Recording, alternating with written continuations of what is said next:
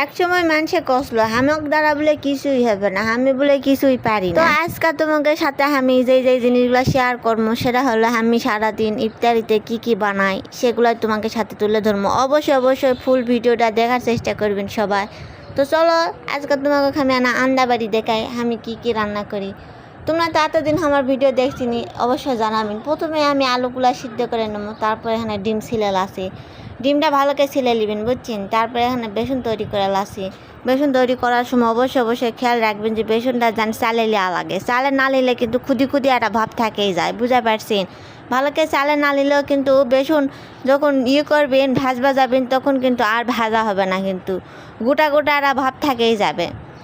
তারপরে এই জায়গায় পানি ঢালে দিয়ে সুন্দর করে কাই তৈরি করে লাসি। কাই তৈরি করার সময় ভালো করে নাঙ্গে লড়াছাড়া করে দিবেন, তাহলে কি হবে আটা ভাব চলে আসবে। আমি তোমাকে সাথে সেই জিনিসটাই শেয়ার করি যে জিনিসটা আমি করে সফলতা পাইছি আর কি। তো এখানে ডিমের একটা চপ তৈরি করে নিচ্ছিলাম, যে একটু গাঢ় করে ভাজার চেষ্টা করবেন।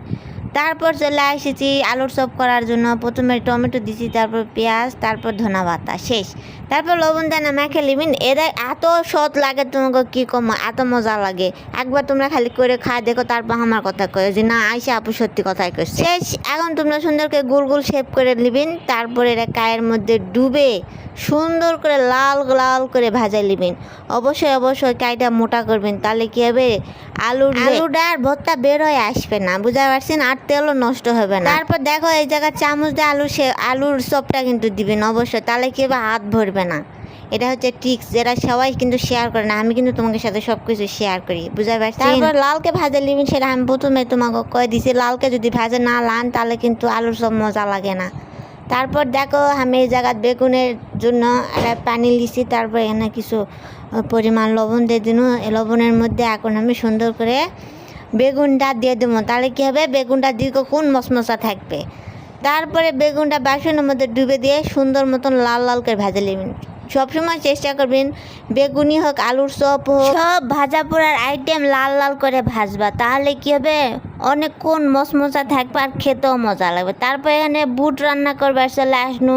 বুট রান্নার সময় অবশ্যই তোমরা না টমেটো ব্যবহার করার চেষ্টা করবেন আর বেশি করে পেঁয়াজ দিবেন, তাহলে কী হবে ছোলাটা মজা লাগবে। আর না তাল বেশি করে দিবেন, তাহলে মুড়ি মাখতেও ভালো লাগবে।